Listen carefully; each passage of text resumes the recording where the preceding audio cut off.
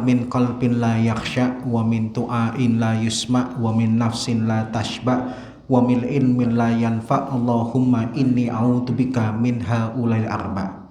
Alhamdulillah, pada kesempatan malam hari ini Allah Subhanahu wa taala pertemukan kita kembali dalam keadaan sehat walafiat dalam rangka mensyukuri nikmat-nikmat Allah yang telah diberikan kepada kita. Semoga setiap nikmat yang Allah berikan kepada kita berubah menjadi rasa syukur kita kepada Allah. Kita taat beribadah kepada Allah, Allah ridho kepada kita dan kelak memasukkan kita ke dalam surganya. Bapak dan Ibu yang semoga dirahmati oleh Allah, pada malam hari ini tema yang akan kita bicarakan bersama adalah peristiwa hijrah. Peristiwa hijrah adalah salah satu peristiwa penting dan agung di dalam Islam. Saking pentingnya sampai-sampai para ulama mengungkapkan begitu banyak hikmah, begitu banyak pelajaran yang bisa diambil dari peristiwa ini. Timbul pertanyaan, apa yang motivasi Rasulullah dan para sahabat untuk melaksanakan hijrah? Berbicara tentang hijrah, sebabnya adalah karena Rasulullah SAW semenjak Allah utus menjadi Nabi dan Rasul, hari-hari beliau tidak pernah libur dari yang namanya berdakwah.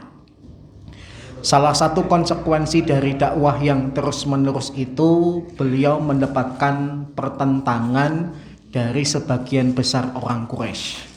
Sehingga orang-orang Quraisy melakukan berbagai macam gangguan untuk menghalangi dakwah Nabi. Gangguan yang pertama yang dilakukan oleh orang Quraisy yaitu gangguan psikologis. Nabi Muhammad diberikan julukan atau gelar yang seburuk-buruknya. Nabi Muhammad dikatakan dukun, dikatakan penyihir, dikatakan sobek dan sebagainya. Semua gelar buruk pernah disematkan kepada Nabi Muhammad. Ketika gangguan yang pertama dirasa kurang cukup, maka dilaksanakanlah gangguan kedua, yaitu gangguan secara fisik. Sehingga dalam sejarah tercatat keluarga Ammar bin Yasir, ayah dan ibunya menjadi orang yang syahid pertama kali di dalam Islam. Yasir, bapaknya Ammar, dibunuh oleh Abu Jahal. Demikian juga ibunya yang bernama Sumayyah dibunuh oleh Abu Jahal. Bahkan pembunuhan Sumayyah lebih kejam daripada Yasir. Lebih kejamnya bagaimana? Karena Sumayyah itu konon disiksa dengan cara dimasukkan besi panas ke kemaluannya, sehingga Sumayyah kemudian kesakitan dan pingsan. Ketika siuman, masih ditambah dengan siksaan kedua yang menyebabkan Sumayyah itu meninggal. Abu Jahal menyiapkan 2 kelompok kuda yang dihadapkan berlawanan, yang masing-masing kelompok kuda itu diikatkan pada masing-masing paha Sumayyah. Kemudian masing-masing kuda itu dipecut sehingga mereka lari dan akhirnya menyebabkan paha Sumayyah itu terbelah, tubuh Sumayyah itu terbelah. Gangguan fisik sudah dilakukan dan makin berat. Maka sebagai seorang pemimpin, Nabi tidak bisa diam saja. Nabi kemudian memerintahkan para sahabat untuk hijrah. Dan dalam peristiwa hijrah dalam sejarah Nabi itu, hijrah terjadi 3 kali. Yang pertama dan kedua ke Habasyah, dan yang ketiga nanti ke Madinah. Hijrah yang pertama yaitu dari Mekah ke Habasyah, yang jumlah sahabat yang ikut tidak terlalu banyak. Kebanyakan adalah pasangan suami istri, diantaranya adalah Utsman bin Affan dan Abdurrahman bin Auf. Kenapa Nabi perintahkan sahabat hijrah ke Habasyah? Karena Habasyah itu ada pemimpin yang adil dan lokasinya jauh dari Madinah, karena Habasyah itu di Ethiopia. Sehingga kalau untuk menjangkau Ethiopia itu harus menggunakan kapal, beda benua, jaraknya jauh, sehingga para sahabat lebih aman. Makanya kemudian ada pertanyaan kenapa hijrah pertama tidak ke Taif, ke Hunain dan sebagainya. Karena Taif dan Hunain itu masih wilayah Arab, dapat dijangkau dengan mudah orang Quraisy. Di Habasyah mereka tinggal selama 3 bulan. Kemudian ada yang menyebarkan isu pembesar Quraisy itu masuk Islam. Entah siapa yang menyebarkan isu ini, akhirnya para sahabat yang tinggal di Habasyah kembali ke Mekah. Tetapi mereka tidak gegabah, tidak langsung masuk kota Mekah. Mereka mengirim utusan ke kota Mekah dan ternyata itu cuma isu hoax, isu yang tidak bisa dibenarkan karena ternyata pembesar Quraisy belum masuk Islam. Kemudian akhirnya mereka kembali ke Habasyah dan konon gelombang yang kedua itu jumlah para sahabat lebih banyak.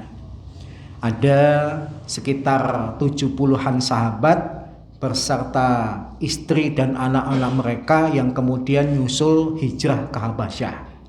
Bahkan hijrah kedua ini para sahabat hampir bisa ditangkap oleh orang Quraisy. Sampai Allah mentakdirkan ada 2 kapal yang akan menuju ke Habasyah, yang para sahabat tertampung dengan 2 kapal itu sehingga orang-orang Quraisy tidak bisa menyusul mereka.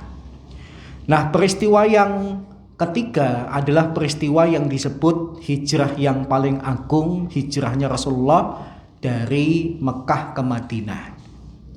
Sebelumnya ada beberapa hal yang perlu saya luruskan, karena di masyarakat ada anggapan-anggapan yang salah tentang peristiwa hijrah. Yang pertama, ada anggapan masyarakat tanggal 1 Muharram itu para sahabat hijrah ke Madinah. Ini salah karena sahabat itu hijrahnya ke Madinah dari Dzulhijjah sampai bulan Safar. Yang kedua, ada anggapan 2 Muharram itu adalah hijrahnya Nabi Muhammad. Ini juga salah karena Nabi itu hijrah dari akhir bulan Safar sampai di Madinah itu tanggal 8 Rabiul Awal. Dan kesalahan ketiga adalah kalender hijrah itu sudah ada di zaman Nabi. Ini juga salah karena kalender hijrah itu baru ada di zaman Umar bin Khattab. Di tahun kedua beliau menjabat, lebih tepatnya adalah tahun 17 Hijriah, gitu ya. Tapi untuk memahami peristiwa hijrah, alangkah lebih mudahnya kalau kita buat timeline, garis waktu. Kita awali dengan peristiwa di bulan Dzulhijjah ketika orang-orang Arab melaksanakan haji. Kita tahu kegiatan haji itu sudah ada sebelum Nabi Muhammad ada. Karena syariat haji itu adalah peninggalan masa lalu, peninggalan semenjak zaman Nabi Ibrahim. Yang beda adalah sebelum Nabi Muhammad diutus, banyak penyimpangan-penyimpangan dalam ritual haji. Misalnya sebelum Nabi Muhammad diutus itu, orang-orang kalau tawaf biasanya di malam hari dan dalam keadaan telanjang. Kenapa orang-orang kafir kok tawafnya telanjang? Karena mereka merasa ingin menyembah Allah dalam keadaan bersih. Baju itu duniawi, maka mereka tanggalkan. Mereka ingin telanjang supaya tidak melihat satu sama lain, dilakukan di waktu malam. Di syariat Nabi Muhammad tidak diperbolehkan. Tawaf itu harus tetap berpakaian, bahkan dilakukan kapanpun, pagi, siang, sore, malam boleh. Kemudian di dalam peristiwa haji di masa lalu ada juga syariat untuk sa'i, tapi kemudian sa'inya tidak seperti yang dilakukan oleh Nabi Muhammad. Intinya haji itu sudah dikenal oleh orang-orang Quraisy. Dan ketika bulan Dzulhijjah banyak suku yang datang untuk melaksanakan haji. Di tanggal 12 Dzulhijjah ketika orang-orang Yasrib atau Madinah ikut haji, 75 orang di antara mereka diam-diam malam hari menemui Nabi Muhammad, melakukan perjanjian yang disebut dengan Baitul Aqobah Al-Kubra. Mereka berbaiat kepada Nabi Muhammad menjanjikan 5 hal. Salah satunya adalah mereka berjanji akan melindungi orang-orang beriman, Nabi Muhammad dan keluarganya kalau masuk ke Madinah. Itu terjadi di malam hari ketika kebanyakan orang tidak tahu karena yang berbaiat cuma 75 orang di antara mereka. Setelah berbaiat, mereka kemudian diminta kembali ke tenda masing-masing dan Nabi Muhammad pun pulang ke rumah. Meskipun dilakukan secara sembunyi-sembunyi, ternyata kegiatan ini ada yang mengetahui juga. Ada yang nguping terjadinya peristiwa ini kemudian disampaikan oleh para pembesar Quraisy. Maka paginya pada tanggal 13 Dzulhijjah, para pembesar Quraisy mendatangi tendanya orang-orang Madinah. Ditanya, apa semalam kalian bertemu dengan Muhammad dan melakukan perjanjian? Karena pembesar Madinah tidak tahu kejadian itu, ya mereka mengatakan enggak, kami enggak tahu kalau ada di antara kami yang bertemu. Dengan kesaksian dari para pembesar Quraisy, pembesar Madinah, maka pembesar Quraisy ya percaya begitu saja karena para pembesar Madinah tidak membenarkan adanya peristiwa tersebut, sehingga meskipun ketahuan tidak ada aksi selanjutnya. 2 bulan berikutnya, ketika di bulan Safar, lebih tepatnya tanggal 26 Safar, para pembesar Quraisy melakukan rapat di sebuah tempat yang disebut dengan Darun Nadwah. Para pembesar Quraisy hadir, di antaranya Abu Jahal bin Hisham, Umayyah bin Khalaf, Jabir bin Mut'im dan sebagainya. Tujuan mereka rapat apa? Untuk membahas bagaimana langkah mereka selanjutnya untuk menghentikan dakwah Nabi Muhammad. Karena langkah-langkah selama ini dirasa belum berhasil. Maka para pembesar itu datang, kumpul. Anehnya, ketika para pembesar Quraisy itu rapat, ada orang asing yang berpakaian dengan sorban yang besar, yang berasal dari Najd. Dia orang asing tapi dia minta izin untuk ikut dalam rapat, bahkan menasihati. Harusnya kalau ini orang asing, bahkan mereka tidak kenal, orang Quraisy harusnya nolak. Tapi anehnya mereka mempersilahkan dan bahkan senang ketika tamu ini memberikan nasihat kepada mereka dalam rapat itu. Para ulama sepakat siapakah tokoh dari Najd ini yang bersorban besar. Dia adalah iblis yang menyamar jadi manusia. Jadi kalau orang kafir rapat, Pak, iblis nimbrung. Paham ya? Makanya kalau hasil rapatnya mengerikan, wajar karena iblis ikut campur gitu ya. Baik. Kemudian dalam rapat itu terjadilah beberapa usulan. Yang pertama, usulan yang disampaikan oleh Zum'ah bin Aswad. Dia mengusulkan gimana kalau Muhammad itu diasingkan atau diusir saja dari Mekah. Maka kegiatan dakwahnya pasti akan berhenti. Si iblis yang nyamar jadi manusia, dia kemudian menyampaikan pendapatnya. Saya tidak setuju.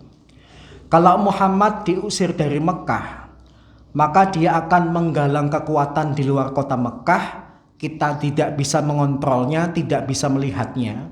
Bahaya nanti kalau tidak terkontrol dan tidak terlihat. Dia punya pasukan besar, suatu saat kalau sudah kuat malah menyerang kita. Berbahaya, biarkan saja dia tetap berada di Mekah. Maka usulan pertama tidak diterima. Usulan kedua disampaikan oleh Abul Bakhtari. Dia mengusulkan gimana kalau Muhammad tetap di Mekah tapi di penjara. Gak usah dikasih makan, lama-kelamaan dia bakal mati. Maka iblis pun memberikan pendapat, saya tidak setuju. Kalau Muhammad cuma di penjara di Mekah, dia masih bisa berbicara. Kalau dia berbicara, membuat orang itu terkesima dan terhipnotis, Sehingga aku khawatir orang-orang di Mekah akan semakin kagum kepada dia, kita kalah kuat, itu berbahaya. Maka usulan ketiga pun ditolak. Sampai kemudian Abu Jahal bin Hisham sendiri yang memberikan usul. Gimana kalau Muhammad kita bunuh saja? Maka ketika iblis mendengar usulan Abu Jahal, apa kata iblis? Saya belum pernah dengar usulan sebaik ini. Kalau untuk usulan ini saya setuju. Ya. Sampai iblis saja kagum dengan usulannya Abu Jahal. Ya. Karena manusia itu kalau sudah berbuat jahat ngelebihin iblis, Pak. Dalam dunia iblis tidak ada peristiwa aborsi. Iblis itu kalau punya anak tanggung jawab. Tapi kalau manusia ada yang aborsi. Berarti lebih jahat mana? Manusianya. Dalam dunia iblis tidak korupsi. Nggak ada dibentuk sampai organisasi namanya KPK. Yang KPK-nya ketika dibentuk sendiri malah KPK-nya korupsi. Ya, KPK negeri mana itu yang kemudian pungli? Ya, negara kita gitu ya. Waliyadzubillah. Nggak ada dunia iblis itu korupsi. Tapi manusia korupsi. Berarti lebih jahat mana? Manusianya. Makanya guyonan para kiai itu adalah jangan-jangan iblis itu udah pensiun. Karena kaget manusia zaman sekarang lebih jahat dari iblis. Nggak usah dikomando oleh iblis saja sudah berbuat kejahatan. Jadi konon guyonannya kepada kiai, iblis itu udah pensiun, Pak. Saking jahatnya manusia melebihi kejahatan iblis, gitu ya. Maka ketika mendengar usulan Nabi Muhammad dibunuh saja, iblis kagum. Kemudian ditanya, rencana membunuhnya gimana? Supaya Bani Hashim kesulitan untuk menentukan pembunuhnya, kita kirim pemuda dari masing-masing suku. Kita yang hadir ini ada 11 suku, berarti yang bunuh Muhammad nanti 11 pemuda dari 11 suku. Biar Bani Hashim kebingungan membalasnya karena terlalu banyak suku yang melawan suku mereka. Maka orang-orang Quraisy sepakat dan pelaksanaannya adalah besok malam. Kalau rapatnya itu tanggal 26 Safar, maka eksekusinya direncanakan pada tanggal 27 Safar. Rencana jahat orang-orang Quraisy itu disampaikan oleh Jibril ke Nabi Muhammad. Maka pada tanggal 26 malam Nabi Muhammad ke rumah Abu Bakar membahas rencana untuk hijrah. Apa yang mereka harus lakukan besok malam ketika orang-orang kafir berencana untuk membunuh Nabi Muhammad. Ketika sudah selesai rencananya, Nabi Muhammad pulang. Keesokan harinya, ketika sudah malam, 11 pemuda itu kumpul karena rencananya mereka membunuh Nabi Muhammad di tengah malam. Di waktu orang itu sedang ngantuk-ngantuknya, sedang pulas-pulasnya tidur. Tidak di awal malam tapi tengah malam. Dan ketika menjelang tengah malam, Allah Subhanahu wa taala perintahkan Nabi Muhammad mengambil segam pasir. Nabi Muhammad naik ke atas rumahnya kemudian disebar.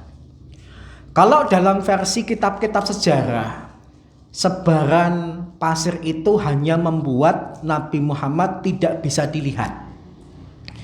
Kalau ketika kecil saya mendengarkan versi dari guru agama saya, genggaman pasir itu ketika disebar menyebabkan ngantuk. Ya, mungkin bapak-bapak juga pernah dengar, membuat orang-orang yang mengelilingi roh beliau itu 11 pemuda itu kemudian ngantuk. Tapi saya tidak temukan dalam kitab sejarah. Yang ada itu ketika disebar Nabi Muhammad membuat mereka tidak bisa melihat beliau. Maka kemudian Allah Subhanahu wa taala menceritakan peristiwa tersebut dalam surat Yasin ayat yang ke-9. Wa ja'alna min baina aydihim sadda wa min khalfihim saddan fakhshaynahum fahum la yubsirun. Dan kami jadikan di depan mereka penghalang, di belakang mereka ada penghalang, kami tutupi sehingga mereka tidak bisa melihat. Bapak bisa baca ayat ini ketika mukmin. Insya Allah ketika dibaca ditelang. Ya, insya Allah kalau Bapak baca tetap ditilang. Iya, kenapa? Yang baca kualitasnya beda, Pak. Sama-sama baca Yasin ayat ke-9, Nabi Muhammad nggak kelihatan. Kalau Bapak yang baca, wah, polisinya makin gemes. Malah mungkin ngelanjutin baca surat Yasinnya. Karena polisinya mungkin hobi Yasinan gitu ya. Sebagaimana ketika Nabi Ibrahim dibakar, Nabi Ibrahim mengucapkan hasbunallah wa ni'mal wakil. Maka api tidak mempan, bahkan api terasa dingin bagi Nabi Ibrahim. Nabi Ibrahim gak mempan dibakar karena baca kalimat tersebut. Tapi kalau Bapak nyalain kompor, mengucapkan hasbunallah wa ni'mal wakil, kemudian tangan diletakkan di atas kompor, insya Allah gosong, Pak. Kenapa? Kualitasnya beda gitu ya. Kualitasnya beda, niatnya beda dan sebagainya gitu ya. Jadi Nabi Muhammad nyebar pasir menyebabkan 11 pemuda tadi tidak melihat Nabi Muhammad, dan disebutkan dalam kitab sejarah Nabi Muhammad keluar dari rumah dengan menutup seluruh tubuh beliau, bahkan yang terlihat hanya mata saja, seperti orang yang bercadar. Nabi Muhammad keluar kemudian ke rumah Abu Bakar menuju ke Gua Sur. Kalau dilihat rute perjalanan hijrah Nabi Muhammad unik. Mekah itu di selatan, Madinah di utara. Harusnya kalau Nabi Muhammad ingin hijrah ke Madinah langsung ke utara. Tapi Nabi Muhammad enggak, dia pakai strategi ke selatan dulu, ke Gua Sur dulu yang jaraknya sekitar 5 mil. Ya, 5 mil. Yang hal ini tidak diprediksi oleh orang-orang kafir. Tatkala mereka tidak menemukan Nabi Muhammad di dalam rumah, sebagai gantinya adalah Ali, mereka kecewa. Kemudian sepanjang jalan dari Mekah ke Madinah dijaga oleh preman-preman, bahkan ada sayembara, temukan Muhammad hidup atau mati, ada hadiahnya. Tapi Nabi Muhammad pintar ke selatan dulu, sembunyi di Gua Sur dulu, bukan cuma 1 hari tapi 3 hari. Kenapa 3 hari? Dengan perhitungan hari pertama masih waspada. Ketika tidak ditemukan hari pertama, mulai kendor pengawasannya, tetap dijaga tapi ternyata tidak lewat juga. Dan hari ketiga sudah mulai kendor, hari keempat bubar. Sehingga Nabi Muhammad keluar dari Gua Sur itu ketika penjagaan dari Mekah ke Madinah sudah mulai kendor. Selama 3 hari di Madinah, selama 3 hari di Gua Sur, Nabi Muhammad menugaskan beberapa orang dalam peristiwa hijrah. Yang pertama, Nabi Muhammad memerintahkan Abdullah bin Abu Bakar, anaknya Abu Bakar. Tugasnya untuk nguping informasi terbaru rencana orang Quraisy terhadap Nabi Muhammad apa, disampaikan ke Gua Sur. Yang kedua, saudara perempuannya, putrinya Abu Bakar, Asma binti Abi Bakar, juga bertugas. Tugasnya apa? Membawa roti yang sudah dimasak untuk makan Abu Bakar dan Nabi Muhammad. Saat itu Asma sudah hamil tua, bahkan usia kehamilannya konon sudah 8 bulan. Tapi meskipun hamil tua, dia berani untuk ngambil resiko mengantarkan makanan kepada Nabi Muhammad dan ayahanda yang disimpan di sabuknya. Perempuan Arab zaman dulu itu pakai sabuk. Tujuannya apa? Supaya kain yang paling bawah tidak nyapu tanah. Ya, dipakai sabuk. Tapi karena dia membawa makanan, dia tambahkan 1 sabuk lagi, sehingga Asma julukannya adalah Batun Nitaqain, wanita yang memiliki 2 sabuk. Ya, yang dia hantarkan bersama dengan Abdullah bin Abi Bakar di malam hari. Kemudian ada satu lagi yang bertugas, budaknya Abu Bakar yang bernama Amir bin Fuhairah. Tugasnya apa? Tugasnya menggembalakan domba, yang domba itu berguna untuk menghilangkan jejak Asma dan Abdullah. Karena di Mekah masih berupa tanah dan pasir, kalau jalan pasti ada bekasnya. Supaya hilang ditutupi oleh domba-dombanya Abu Bakar yang digembalakan oleh Amir bin Fuhairah, budaknya Abu Bakar. Dan nanti ketika sudah mendekati pintu gua, salah satu domba itu disembelih, dibakar, dimasak, setelah matang diberikan kepada Abu Bakar dan Nabi Muhammad. Sehingga meskipun Rasulullah SAW itu sembunyi, dalam peristiwa hijrah itu tetap menunya Nabi Muhammad tuh roti dan kambing guling, Pak. Bapak kapan makan kambing guling? Idul Adha aja belum tentu kambing guling ya. Ya, tapi tongseng guling gitu ya maksimal. Nabi Muhammad terjamin gitu ya. Setelah itu nanti Abdullah bin Abu Bakar dan Asma pulang menjelang subuh. Perginya malam, pulang sebelum subuh, biar orang Mekah tidak curiga. Ternyata Abdullah dan Asma nggak pergi, di pagi hari mereka kelihatan. Padahal semalam kedua orang ini pergi menghantarkan makanan dan informasi kepada Nabi Muhammad. Sampai hari ketiga, kemudian waktu sembunyi Nabi sudah selesai, Nabi memerintahkan seseorang yang bernama Abdullah bin Uraikid. Ditugaskan apa? 3 hari lagi kamu bawa 2 ekor onta untuk aku dan Abu Bakar. Sedangkan kamu bawa onta sendiri.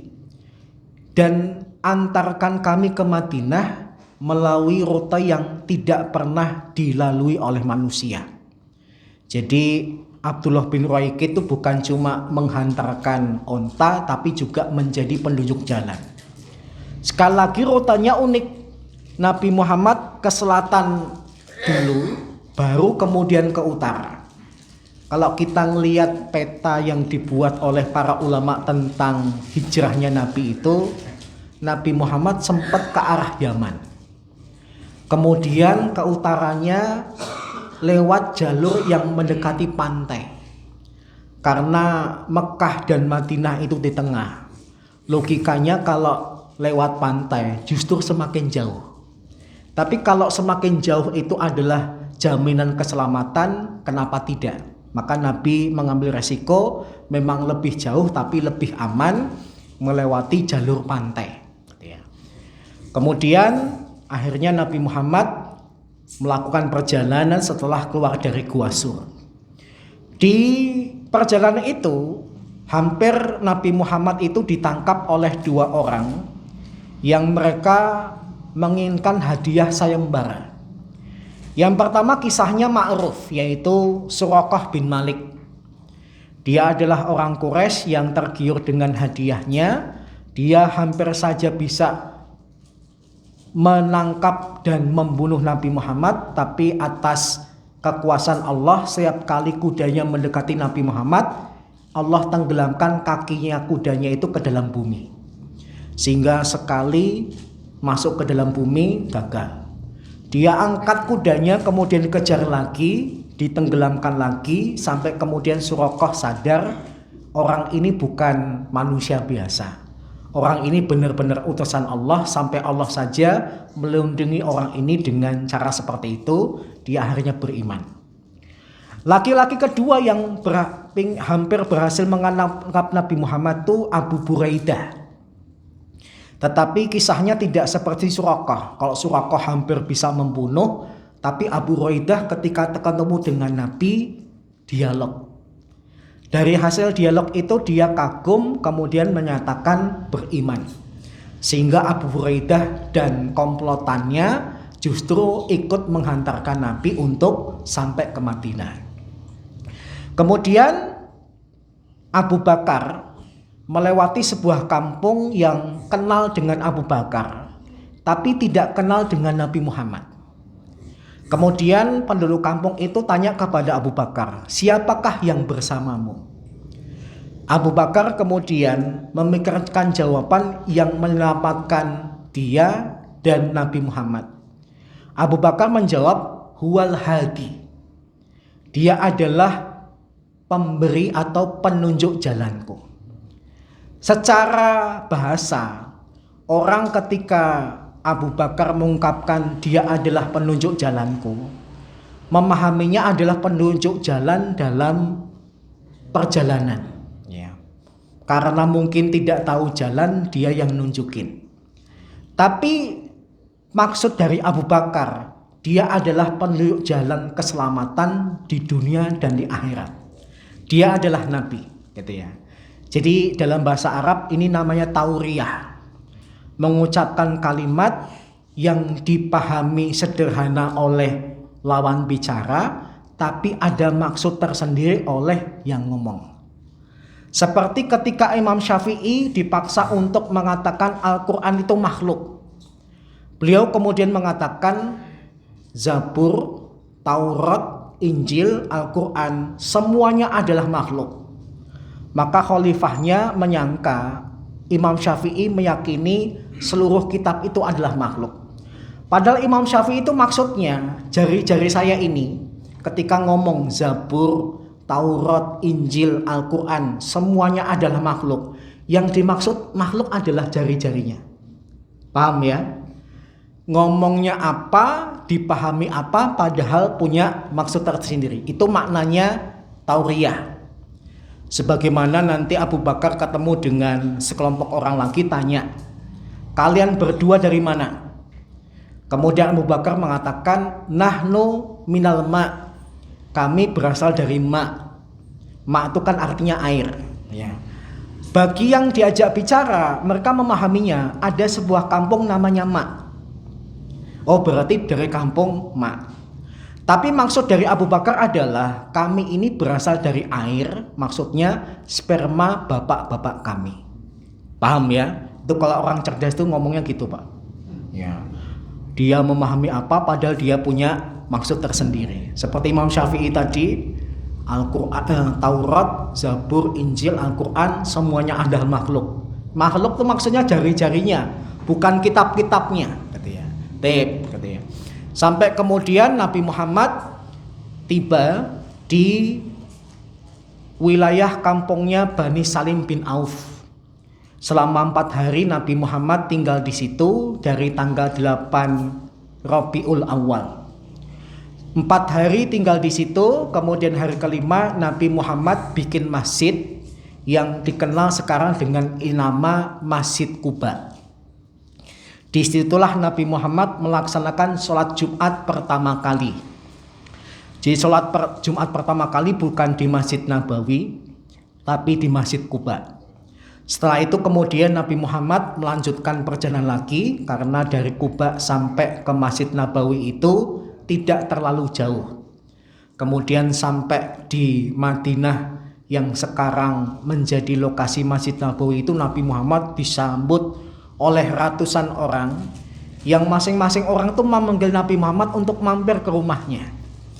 Karena terlalu banyak orang yang menawari beliau kemudian menolak dan langsung mempersilahkan ontanya untuk milih tempat yang nanti bakal dijadikan masjid.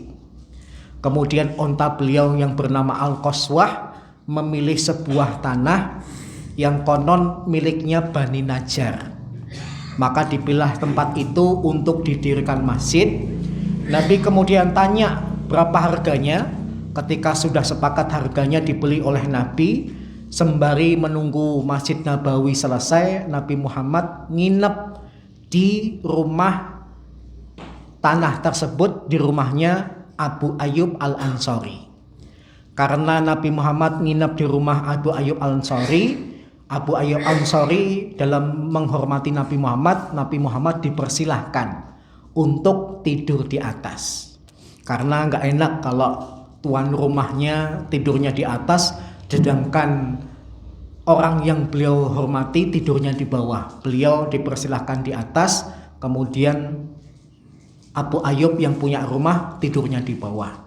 Dan ketika sudah selesai pembangunan Masjid Nabawi, Nabi kemudian sholat di masjid tersebut sembari membangun bilik-bilik kecil atas kedatangan keluarga dan istri-istri beliau, yang kemudian akhirnya Nabi Muhammad tinggal dengan keluarga dan istri-istri beliau. Dan itu terjadinya kapan? Tanggal 12 Rabiul Awal. Sehingga kalau bicara tentang 12 Rabiul Awal, disepakati oleh para ulama dua hal. 12 Rabiul Awal itu adalah hari ketika Nabi Muhammad SAW itu datang ke Madinah yang sekarang disebut dengan Masjid Nabawi. Yang kedua yang disepakati, 12 Rabiul Awal itu hari meninggalnya Nabi Muhammad. Adapun 12 Rabiul Awal adalah hari kelahiran Nabi Muhammad, masih dibersihkan oleh para ulama. Bahkan Ibnu Katsir mengatakan ada 8 pendapat tentang hari lahir Nabi Muhammad, di antaranya 12 Rabiul Awal. Sehingga 12 Rabiul Awal itu kalau diyakini sebagai hari lahir Nabi Muhammad masih dibersihkan. Tapi kalau itu adalah hari meninggalnya Nabi Muhammad, hari di mana Nabi Muhammad tiba di Madinah, mereka sepakat. Sehingga secara pribadi kalau ada orang kumpul-kumpul pada tanggal 12 Rabiul Awal, saya kok ngeri. Nabi Muhammad meninggal pada tanggal ini, kok kalian malah kumpul-kumpul. Kalian melakukan sebuah ritual ibadah. Jadi terkesan kayak saya menganggap ada orang seneng-seneng di tanggal kematian Nabi Muhammad SAW. Karena hari kelahirannya masih dibersihkan oleh para ulama. Baik, demikian ya beberapa hal yang terkait dengan kisah hijrah. Moga-moga menjadi manfaat bersama. Mungkin satu atau dua pertanyaan sebelum saya tutup, saya persilahkan. Ada enggak?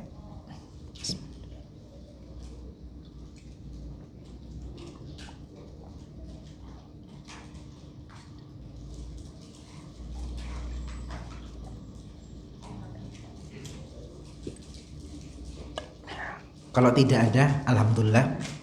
Kita tutup dengan kafar majlis dan alhamdulillah. Subhanakallahumma wa bihamdika asyhadu an la ilaha illa anta astaghfiruka wa atubu ilaik. Alhamdulillahirabbil alamin. Assalamualaikum warahmatullahi wabarakatuh.